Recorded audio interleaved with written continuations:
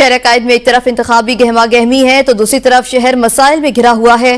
कराची में कौमी असम्बली के हल्का NA 232 के सूबाई हल्के PS 91 में दीगर सहूलियात से तो महरूम ही है, लेकिन इसकी शाहराहों पर भी गड़े पड़े हुए हैं। मजीद तफसीलात जानते हैं नुमाइंदा ABA न्यूज़ बिलाल अली से। जी बिलाल, बताइएगा। जी बिल्कुल, इस वक्त मैं मौजूद हूँ हल्के NA 232 है, PS इसका 91 है। कराची के दीगर हल्कों की बात की जाए तो कराची के दीगर हल्कों की तरह यहाँ पर दीगर मसाइल मौजूद हैं। पानी, बिजली, गैस, तमाम तर जो सहूलियात हैं शहरी महरूम है।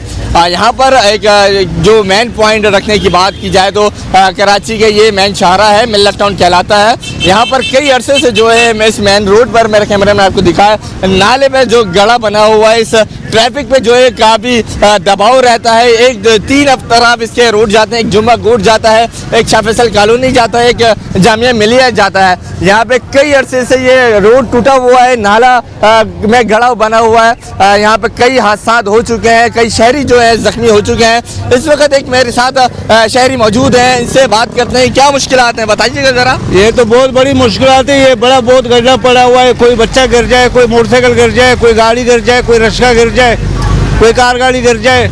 बहुत तकरीबन 1 साल से ऊपर हो गए ये गड्ढे को, कोई बनाने वाला है नहीं। जी बिल्कुल, इनका कहना था कि 1 साल से ज़ायद हो गया इस गड्ढे को, लेकिन ज़िला इंतज़ामिया ने कोई कान नहीं धरे हैं। जी